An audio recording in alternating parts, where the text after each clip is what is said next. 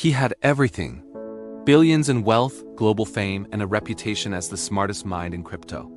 People trusted him with their money, their future, their dreams. And then almost overnight it all vanished. No warning, no time to react, just panic, confusion. And billions of dollars gone. How does someone rise so fast? And fall even faster? Was it just a market crash? Or was there something no one saw coming? Because this isn't just a story about crypto. It's a story about power, trust, and what happens when both collapse. Cryptocurrency was supposed to change everything. No banks, no middlemen.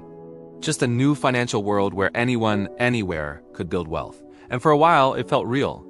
Ordinary people were turning small investments into life-changing money. New millionaires were being created almost overnight. And at the center of it all were a few powerful figures shaping the future of this new economy. One of them stood out: young, brilliant, confident. He didn't just follow the crypto wave. He helped drive it. People saw him as a visionary, a builder, someone who understood the system better than anyone else. Investors trusted him. Millions believed in him. But here's the part no one talks about in a world built on digital value. Trust is the only real currency, and when trust starts to crack, everything built on top of it begins to shake. So what really happened behind the scenes? How did a symbol of success turn into a story of collapse? To understand the fall, we first have to understand the rise. Every empire starts with a moment, when opportunity meets timing. He wasn't born into this world of billions. No spotlight, no legacy, just a sharp mind, and a belief that the system could be beaten. While most people were still trying to understand what cryptocurrency even was, he was already deep inside it, studying it, testing it, seeing patterns others ignored. Where others saw risk, he saw opportunity. He started small, quiet moves, smart decisions, and slowly, those small wins started stacking up. Then came the breakthrough: a platform, a company, a system that promised something powerful: speed, access, and control over money like never before. And people noticed.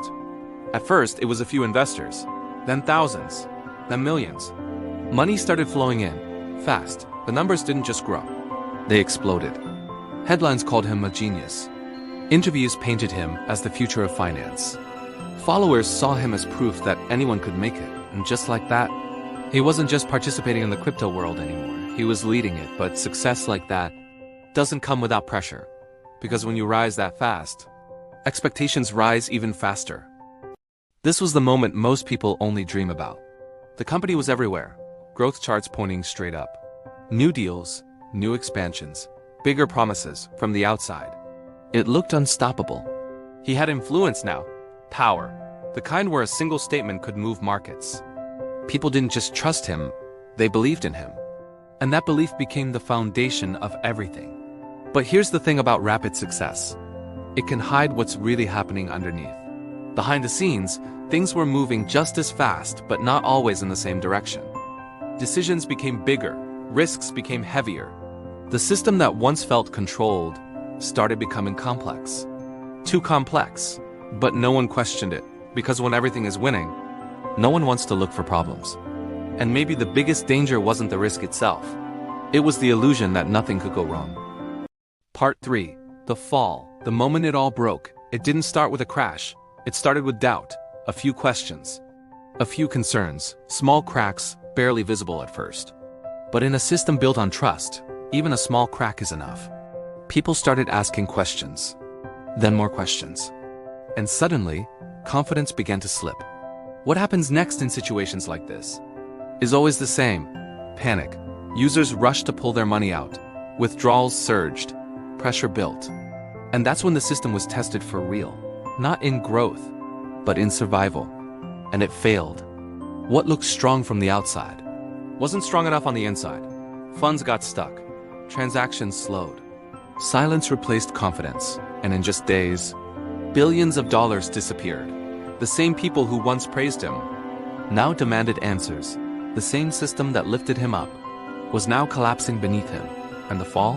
It wasn't slow. It was instant. From the top of the world to the center of global attention for all the wrong reasons. When everything settles, reality hits. The numbers, the losses, the impact. But beyond the money, Something bigger was damaged. Trust. Millions of people were left asking the same question. How did this happen? Not just to him, but to all of them, because they didn't just invest money, they invested belief. And that belief was broken.